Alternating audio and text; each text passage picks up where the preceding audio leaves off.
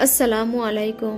बनी इज़राइल में दो भाई थे, जिसमें एक मुस्लिम था और एक काफिर। दोनों भाई मछुआरे थे।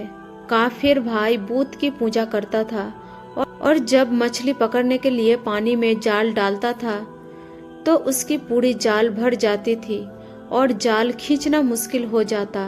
और दूसरा भाई जो कि मुस्लिम था, उसके जाल में सिर्फ एक या दो मछली ही आती। वो उस मछली को लेकर अल्लाह का शुक्रिया अदा करता।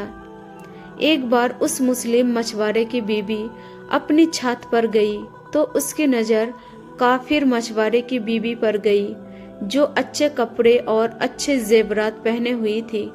ये देखकर उस मुस्लिम मछुआरे की बीबी के दिल में लालच पैदा हो गया और वो बोली कि काश मेरे पास भी इतनी दौलत होती।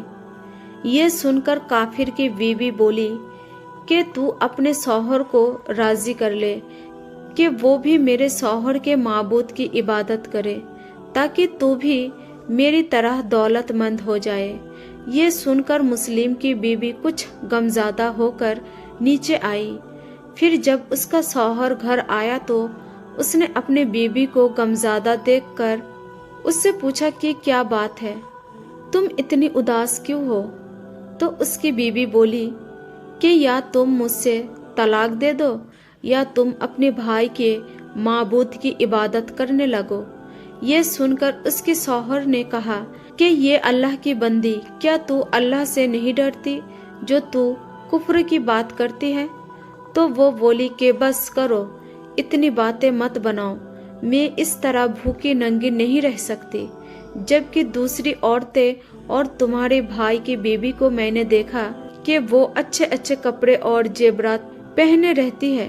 जबकि मुस्लिम मछुआरे ने देखा कि उसकी बीबी जिद पर आ गई है और वो नहीं समझ रही, तो उसने उसे कहा कि ठीक है, तुम परेशान मत हो, कल से मैं मजदूरी करूंगा और खूब मेहनत करूंगा और मैं तुम्हें रोजाना 2 दिरहाम देता रहूंगा। उस 2 दिरहाम से तुम अपनी जरूरत की चीजें धीरे धीरे करके खरीद लेना। ये सुनकर उस औरत को तसल्ली मिली। सुबह सुबह वो मुस्लिम अपने घर से मजदूरी की तलाश में निकला, लेकिन कहीं भी उसे कोई काम नहीं मिला।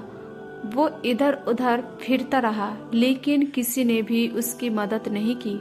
आखिरकार वो मायूस होकर एक तालाब के पास जाकर बैठ गया। फिर शाम होने तक वो अल्लाह की इबादत करता रहा और वो जब घर आया तो उसकी बीबी ने कहा कि तुम आज इतनी देर तक कहाँ थी? तो वो कहने लगा कि मैं बादशाह की खिदमत में था। बादशाह ने मुझसे इस दिन काम करने की शर्त रखी है। ये सुनकर उसकी बीबी बोली कि वो बादशाह तुमको क्या देगा? तो उसने जवाब दिया कि मेरा बादशाह बड़ा करीम है और उसके खजाने में खूब दौलत से भरी हुई है। वो मुझे वो सब देगा जो मैं उससे मांगूंगा। फिर वो इसी तरह अपनी खुदा की इबादत में लगा रहा। जब तीसरी रात हुई तो उसकी बीबी ने कहा कि अगर तुमने कल मुझे दिरहाम नहीं लेकर दिया तो तुम मुझे तलाक दे देना। ये सुनकर उसको बहुत दुख हुआ और फिर वो अगले दिन एक यहूदी के पास गया और उससे कहा कि क्या तुम मुझे अपने पास मजदूरी पे लगा लोगे? ये सुनकर उस यहूदी ने कहा कि हाँ, मैं तुम्हें मजदूरी पे लगा लूंगा, मगर एक शर्त है, मेरे पास तुम्हारे खाने पीने का कोई इंतजाम नहीं होगा। ये सुनकर उसने उस यहूदी की शर्त मान ली और रोजे की नियत करके वो उसके साथ मजदूरी पे चला गया।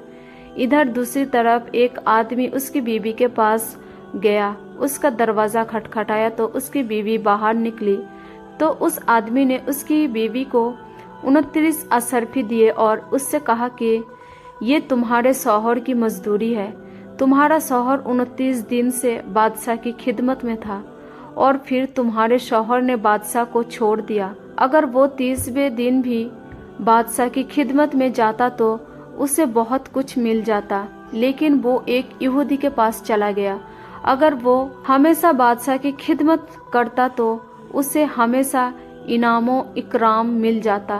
बस ये लो 29 असरफी। अगर वो आज भी आता तो 30 असरफियाँ मिलती।